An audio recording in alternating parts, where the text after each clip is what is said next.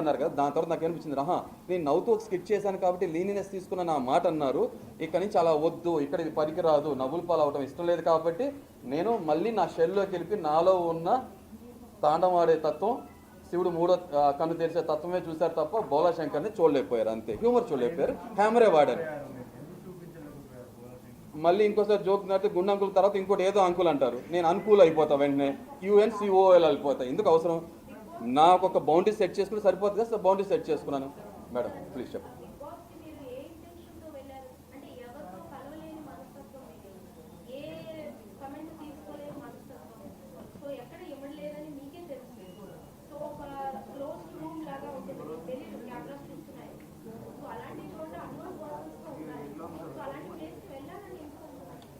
Big బాస్కి మీరు ఎందుకు వెళ్ళారని మీరు అడిగారు కదా, రకరకాల మనుషులు ఉంటారు. నేను నాకు చాలా క్లియర్ డెఫినేషన్ ఉంది. ఏంటంటే బిగ్ బాస్ అనేది రియల్ జీవితం, మన బయట కనపడే 100 సంవత్సరాల జీవితం. ఇంతకుముందుగా చెప్పడం జరిగింది, నిజ జీవితంలో మనం ఏదైతే ఉందో ఓకే, అక్కడ కెమెరాస్ ఉండవు.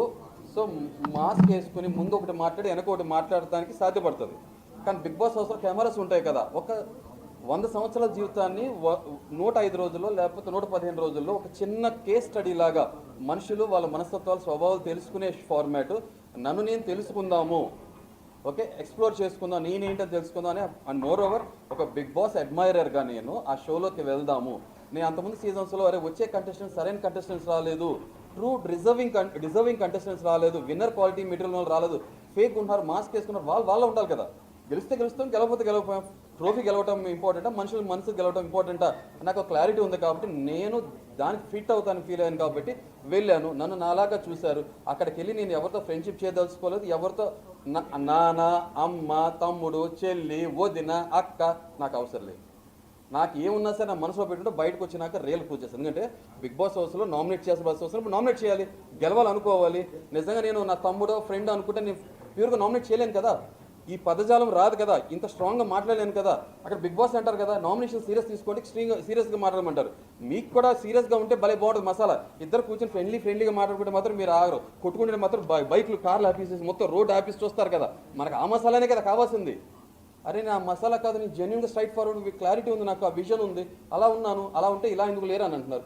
సో నేను ఫ్రెండ్షిప్ చేయడానికి వెళ్ళలేదు, ఫ్రెండ్స్కి ట్రోఫీ ఇవ్వడానికి వెళ్ళలేదు. ఆర్గానిక్గా ఫామ్ అవుతే ఆర్గానిక్గా ఉన్నాను.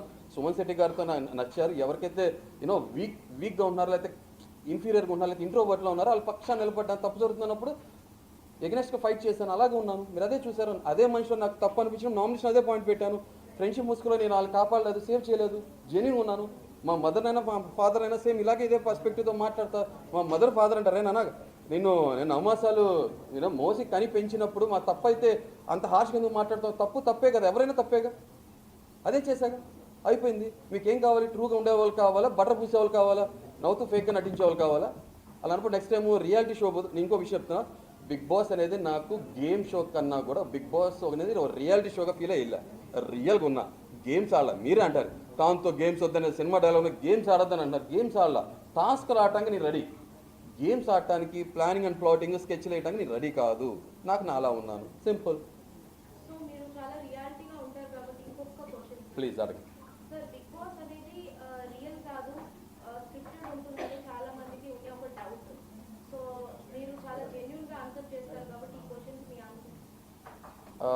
నిజంగా స్క్రిప్ట్ అయితే ఇప్పుడు నా ఇంటర్వ్యూతో కనపడేవాడిని మీకు. స్క్రిప్ట్ అయితే ఓకే, మాస్క్ వేసుకునే ఉండేవాడిని. అంటే కొంత మనం ఎంటర్టైన్మెంట్ ఇండస్ట్రీలో ఉన్నాం కాబట్టి కొంత ఆ ఇంట్రెస్టింగ్ ఎలిమెంట్ ఫ్యాక్టర్ తీసుకురావడం కోసం ఆ ఎలిమెంట్స్ యాడ్ చేస్తారు తప్ప మొత్తం స్క్రిప్ట్ అయితే కాదు. స్క్రిప్ట్ అయితే నా మోకాల నుండి ఇన్ని పెచ్చులు వేసిపోయినాయి, నా కాలు ఇప్పుడు కూడా నాకు ముందు టో ఫింగర్ ఇది, ఆ కాంటాక్ట్ వచ్చినప్పుడు చెప్తా. ఈ భుజం ఇప్పుడు కూడా సరే లేకట్లా, మా కన్నా మీద భుజం మీద వేసి ఇలా పట్టుకుందాం కుదరట్లా. సో నడుము పట్టుకుని వాటేసుకుంటున్నా నేను నటించి. సో కాబట్టి ఇవన్నీ మాత్రం వాస్తవం లేదు. ఈ హ్యూమర్ ఇప్పుడు అడిగారు కదా, నా హార్ట్ మనం మర్చిపోయా. 3rd H హ్యూమర్ ఎప్పుడు పనిచేస్తుందంటే హార్ట్ కూడా ఉండాలి. సో మనస్ఫూర్తిగా మనసు ఉన్న చోట ఆటోమేటిక్ హ్యూమర్ వస్తుంది.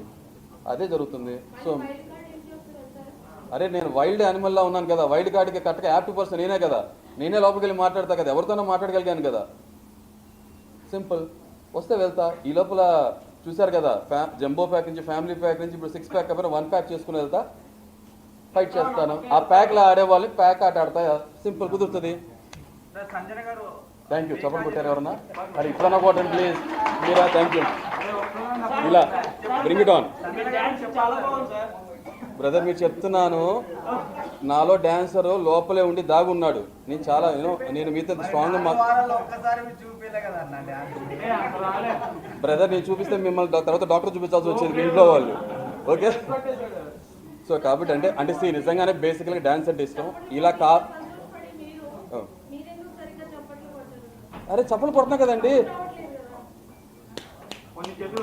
అంటే ఒకటి అంటే బ్రింగ్ ఇట్ ఆన్ అన్న ఒక మ్యాన్ ఫ్రాంక్గా నాకు బ్యాక్గ్రౌండ్ మ్యూజిక్ ఏదైతే అగ్నిపరీక్ష ఉందో అక్కడే అనుకున్నా. ఎందుకంటే ఇది చదరంగం కాదు, రణరంగం. మానవ్ హృదయం లేదు, time for battle, come on bring it on. ఇదే మ్యానరిజం. చప్పట్లు ఇలా కొట్టా, అందరితో పాటు నేను ఇలా కొడితే చప్పట్లు బతిని కొట్టేవాడిని అవుతాను. ఇలా కొట్టాను కదా, ఆ చప్పట్లో కూడా ఫైట్ అప్రిషియేట్ చేస్తున్నాను. బ్రింగ్ ద ఫైట్ అంటున్నాను, అంతే సింపుల్. ఒక మ్యానరిజం, సింపుల్. మీరే అంటున్నారు, స్టోరీ అంటున్నారు, మీకే అర్థమైపోయింది కదా, ఇంకేం చెప్పను. అరే అది నిజంగా ఏదైనా సీరియల్ తీస్తే చాలా బాగుంటుంది, కానీ రియాలిటీ షోలో నాకు అతికినట్టు అనిపించట్లేదు. అంటే ఇంకోటి సారీ, జోక్స్ అపార్ట్, కొంత షోలోకి వెళ్ళక ముందు ఒక అవగాహన ఉంటుంది కదా, కొంత మనం రీసెర్చ్ చేస్తాం కదా. పిల్లలు నాకు పక్కన క్లోజ్ అసోసియేట్స్ కానీ నేను కొంత యూట్యూబ్ ఛానల్స్ చూసినప్పుడు ఈ సోషల్ మీడియాలో ఒక బజ్ ఏం క్రియేట్ అయిందంటే, ఒకవేళ కామనర్స్ నుంచి పవన్ వెళ్తే చూడటానికి బాగుంటాడు, మనిషి మధ్యలో ఉంది కాబట్టి సరదాగా ఒక పజిల్ లాగా ఒక అమ్మాయి ట్రాక్, లవ్ ట్రాక్ రన్ చేస్తాడు, అలా లవ్ ఎలిమెంట్ కనపడుతుంది యాంగిల్ అని చెప్పి పంపిస్తారేమో బిగ్ బాస్ టీమ్ అని అన్నారు. ఓకే, అలా జరుగుతుందేమో, జరగకపోవచ్చు అనుకున్నా. కానీ అక్కడ వెళ్ళినాక ఈ మనిషి ఫోటో కనపడుతుంది ఫ్రేము, ఇంకొక ఫోటో ఫ్రేమ్లో క్వశ్చన్ మార్క్ ఎవరు ఉంటారు అనుకున్నా. అక్కడికి వెళ్ళి రీతు కూర్చుంటారని నాకు తెలియదు.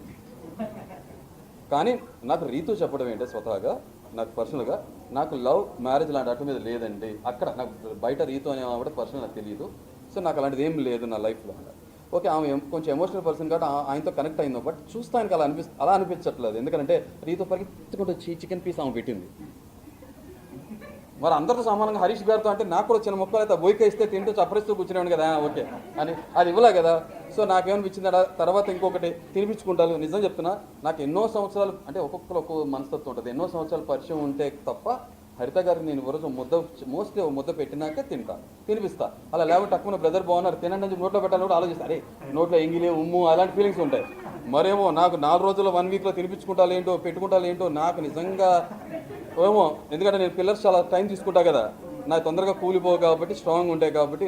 బ్రేకప్, లివింగ్ ఇలాంటి నాకు నచ్చదు. లివింగ్ తర్వాత లీవింగ్ నాకు కుదరదు. తూచనొచ్చు ఆయన.